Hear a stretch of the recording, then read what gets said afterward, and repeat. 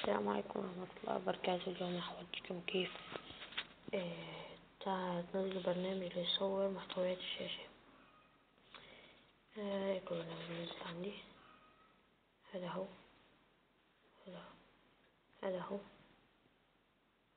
ماشي، اسمه موبي جيم. حلو. نحن كيف ننزله؟ بنروح على سوق بلاي، نحاول ننزل مد أبيوس مشان مساعدة على تخفيف وتسريع الموبايل. متجر بلاي، خد بحث، اكتب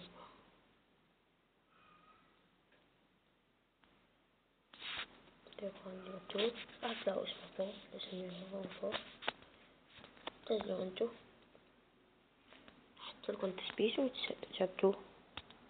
بعد تثبيت يطلعلكم بالشكل تدخلوا عليه. أول شي راح يطلعلكم شغلات كتيرة، بس أنا خطيتها كلها.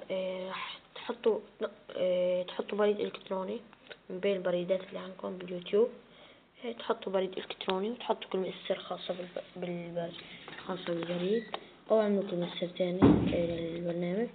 طبعا بدي أوريكم عن الخصائص تبعت هذا. تدخلوا أول وحدة وراح تلاقوا انتوا عم تصوروا فيديو، تلاقوا وضوح العلامة مشان تطفوا الفيديو وتشغلوه. أنا راح أحط 3%، لكم 50% أحسن مشان تبان. هون بإمكانكم تحطوا هاي وميديم، لو فيري لو وهاي كمان. هون سطوع الشاشة. هاي الشاشة أنا بحب أعطيها شغل.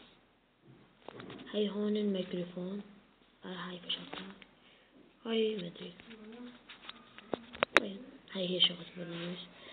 لما تصوروا شغلة بسيطة، تضغطوا على هاي العلامة مثل علامة الفيديو، تضغطوا عليها هتلاقوها برا، تضغطوا عليها هتلاقوا هون علامة، شايفين علامة المربع؟ هاي راح تلاقوها علامة فيديو وتشغلوه. بس أنا حاليا بصور بهالبرنامج. هذا هو كل شي معنا في حلقة.